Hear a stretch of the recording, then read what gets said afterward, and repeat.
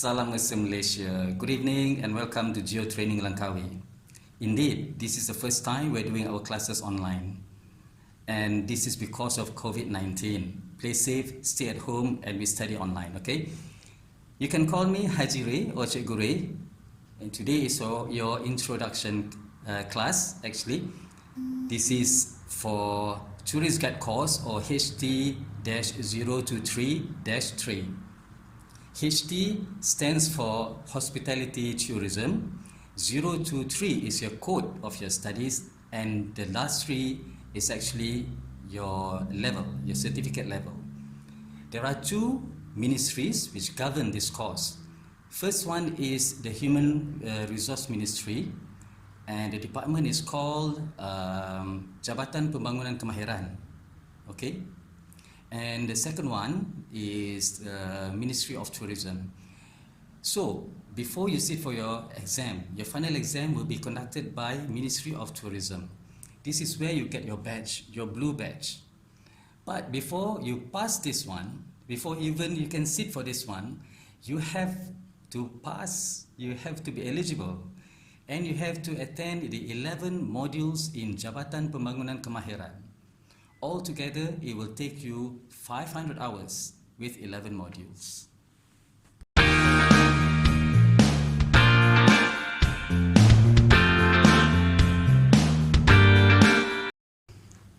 Yes, welcome back. Let me ask you a question. Where do you get the job? Right? You get the job from a hotel, from a company, from a travel agent, from any company, from a school, a government department, you name it. Anybody can give you a job. But majority of the job comes from a travel agent.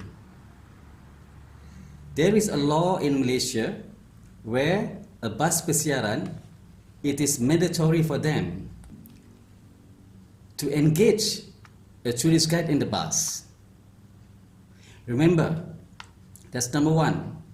And rule number 2, a tourist guide, it is mandatory for them to possess a blue badge. This is why you are here with me tonight, to learn about how to get this badge. Your first module is Tour, Assignment, Job Acceptance. Tour, Assignment, Job Acceptance. Remember again, who gives you the job?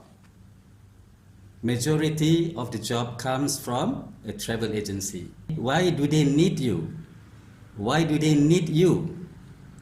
It is because the law of Malaysia, if they are using bus persiaran, it is mandatory for them to engage a tourist guide in the bus, but for some exception, they don't need to have a tourist guide, and this is called a chartered trip. They have to go through a procedure. They have to write to the MOTAC to ask permission for this. I have another question to ask you now. How do you actually get your job? Is it going to be a letter? Or is it going to be an official letter writing to Mr. A or Mr. B, here is a job for you, can you please do it? Think of the world today.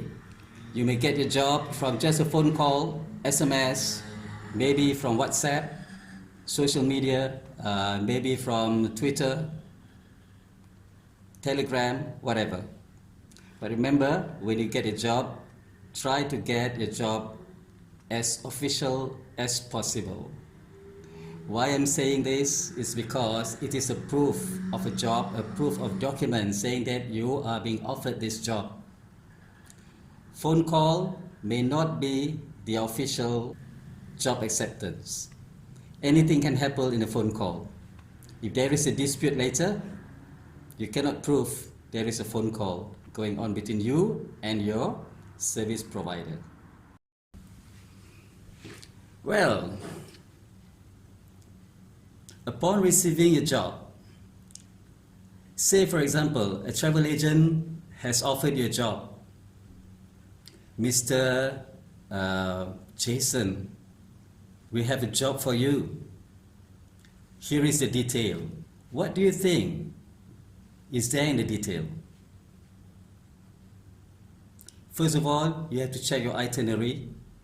You have to check how many packs, where do they come from, and you have to check where are their accommodation, where are their destinations, places of interest, where they will go. Why do you need to analyze all this? Remember, first of all, when you get a job, analyze your job. If you cannot do it, do not take this job. But if you take a challenge, you will study all your places of interest first. You study them all before you accept your job. And one final question you will ask to your travel agency, how much money is being offered to you? Because this is what you are here for. It is a job, you need to be paid.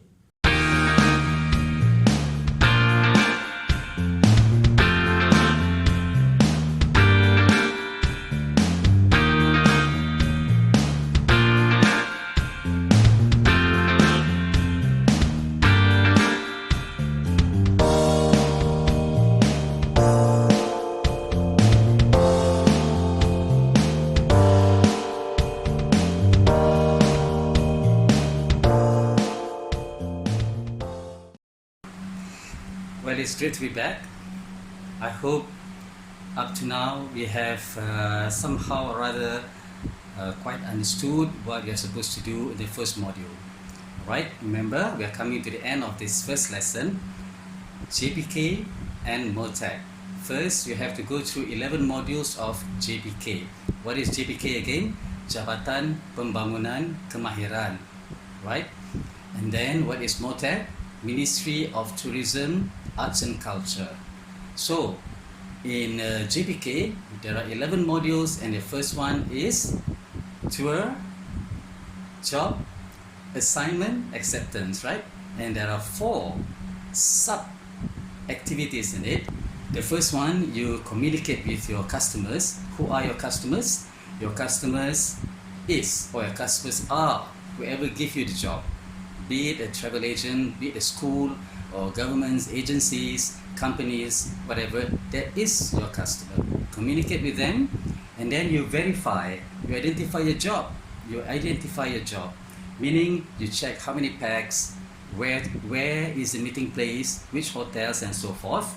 And then you confirm your job assignment, saying that yes or no, you can do this job or you cannot do this job. Of course, you have to check with them how much are they paying you. If they are paying you less or more, now it is up to you how you negotiate with them. If you are a good tourist guide, eventually you will get a good pay from this travel agency. Okay, that's all for now, and I hope to see you again in the second module, which is you reconfirm your itinerary or you reconfirm the tour arrangement. Until then, see you again. This is Haji Ray or Cikgu Ray. Bye bye.